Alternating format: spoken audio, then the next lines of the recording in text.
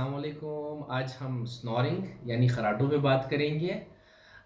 آپ یا آپ کے فیملی میں کسی نہ کسی کو خراٹے ضرور ہوں گے اور اکثر آپ ان کا مذاق اڑاتے ہوں گے.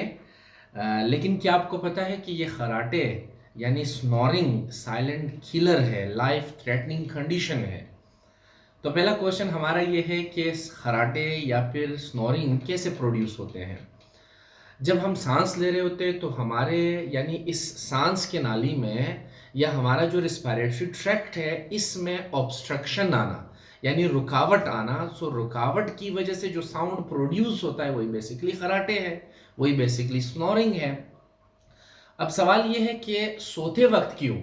کیونکہ سوتے وقت ہمارے مسلز ریلیکس ہوتے ہیں، ہم ڈیپ بریتھ کی طرف چلے جاتے ہیں، تو لہٰذا اس دوران خراٹے زیادہ سے زیادہ پروڈیوس ہوتے ہیں.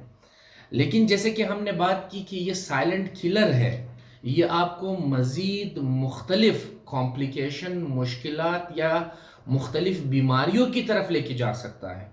تو اسی لیے یعنی اس کنڈیشن سے لنکڈ باخبر رہے، احتیاط کرے، اس چیز سے اپنے آپ کو بچائے تاکہ آپ ان کریٹیکل کنڈیشن سے بچ سکے اور آپ اپنے آپ یا اپنے آپ آس پاس کے اس فیملی ممبرز کو جو سنور کر رہے ہیں ان کو بچا سکے. یاد رکھیے جیسے ہم نے آپ کو بتا دیا کہ آپ کے سانس کے نالی میں obstruction یعنی رکاوٹ کی وجہ سے ہی جو ساؤنڈ پروڈیوس ہوگا وہی بیسیکلی سنورنگ کہلایا جائے گا. اب سنورنگ میں اگر علامات کچھ ایسے ہو کہ آپ کے وہ فیملی ممبر یا اگر آپ خود سنور کرتے کرتے نیند میں آپ کی سنورنگ کچھ دیر تک غائب رہے اور وہ شخص جو افیکٹڈ ہے وہ اچانک اٹھے اور یعنی ان کے نیند میں خلل آنا شروع ہو، اور دوسری بات لائف کے جو بھی ان کے ڈیلی ٹاسک ہے وہ ٹاسک کرتے کرتے تھکاوٹ زیادہ محسوس ہونا، باڈی میں پین ہونا، ہیڈ ایک، سر درد ہونا، اور اس طرح کے فٹیگنس یا ٹائرڈنس یا ایگزوشن، تھکاوٹ یہاں تک ہوتی ہے کہ وہ ڈیلی روٹین کے وہ اسپیسیفک ٹاسک بھی کمپلیٹ نہیں کر پا رہے ہوتے، اور ایون یہاں تک کہ کچھ لوگ یعنی چائے پیتے پیتے ان کو نیند آ جاتی ہے، اور ایون وہ اپنے آپ سے یہی سوال پوچھتے ہیں کہ ہم تو پوری رات اپنے اس روٹین کے متعلق سوتے بھی ہے لیکن اس کے باوجود بھی ہماری نیند پوری کیوں نہیں ہوتی ہے؟ کیونکہ وجہ یہی ہوتا ہے کہ واقعی ان کی نیند پوری نہیں ہوتی ہے. تو اب سوال یہی کہ جب نیند پوری نہیں ہوگی تو پھر پورا دن تھکاوٹ بھی ہوگا، ایگزوسشن بھی ہوگا، اور لیک آف انٹرسٹ، کسی کام میں دلچسپی نہیں رہے گی اور کافی ایگزوسشن کی طرف وہ جاتا جائے گا. لیکن اب ان کنڈیشن میں جو سائن اینڈ سمٹمز ہم نے آپ کو بتایا، یہ سائن اینڈ سمٹمز صرف سنورنگ کے نہیں ہیں، یہ سائن اینڈ سمٹمز OSA کے ہیں. OSA stand for obstructive sleep apnea، یعنی سنورنگ کا جو کنڈیشن ہے وہ مزید کمپلیکیٹڈ ہوا ہے، مزید مشکلات کی طرف جا چکا ہے، جو کہ OSA بنا ہے یعنی obstructive sleep apnea بنا ہے.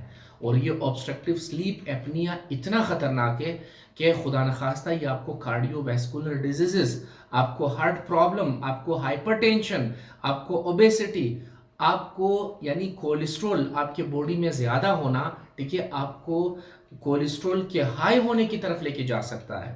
تو اتنے کریٹیکل کنڈیشنز کی طرف. اس کے پیچھے وجہ کیا ہے؟ وجہ یہی ہے کہ جب آپ کے باڈی کے اندر یعنی کاربن ڈائی آکسائڈ کی کوانٹٹی زیادہ ہو، چونکہ کاربن ڈائی آکسائڈ آپ جانتے ہیں کہ ایک پوائزنس گیس ہے، تو جب کوانٹٹی کاربن ڈائی آکسائڈ کی زیادہ ہوگی تو آپ ان کنڈیشنز کی طرف سلولی اینڈ گریجولی جا سکو گے. ایون دو یہ جو ڈائبٹیز ہے یہ بھی ایسے لوگوں میں جو سنور کرتے ہوں گے ان میں زیادہ دیکھی جا سکتی ہے.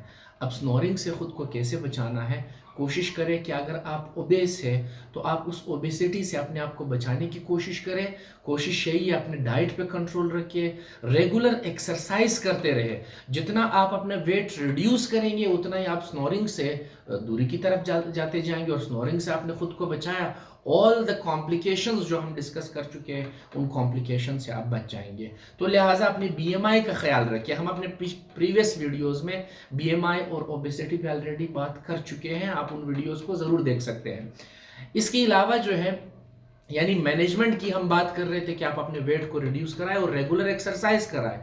دوسری بات جو سب سے زیادہ امپورٹنٹ ہے، سوتے وقت اپنی پوزیشن کا خاص خیال رکھیں، سائڈ پہ سونے کی عادت ڈالیں. اور دوسری بات اپنے پیلو کو، تکیے کو نہ بہت اونچا رکھیں نہ بہت یعنی آپ کے شولڈر کے برابر ہونی چاہیے. اگر آپ کا تکیہ آپ کے شولڈر سے بہت ہائی ہے یا بہت چھوٹا ہے تو آپ کا جو ریسپائریٹری ٹریکٹ کی پوزیشن ہے وہ بہتر نہیں رہے گی، اور اسی کی وجہ سے جو ہے پھر آپ کو سوتے وقت سنور ہوتے جائیں گے اور آپ کو خراٹے آتے جائیں گے، اور یہی کنڈیشن آپ کو ان کمپلیکیشنز کی طرف لے کے جا سکتے ہیں۔ اور آج کل تو بہت کامن ہے، کچھ ڈیوائسز آئے ہیں اسی سنورنگ کے لیے، آپ وہ ڈیوائسز لگا سکتے ہیں، اور ایون ڈیوائس جیسے کہ سی پیپ ہے وہ آیا ہے، جو کہ آپ کو ایک ریگولر پریشر کے ساتھ جو ہے وہ آکسیجن پرووائڈ کرتی جائے گی تھرو دا ہول نائٹ، تاکہ آپ کے باڈی میں آکسیجن کی ڈیفیشنسی یا آپ کو سلیپ ڈسٹربنس نہ رہے، اور آپ اپنے سلیپ کی جو ڈیوریشن ہے وہ آپ کمپلیٹ کر سکے، اور آپ ان تمام کمپلیکیشن سے بچ سکے جو کہ سنورنگ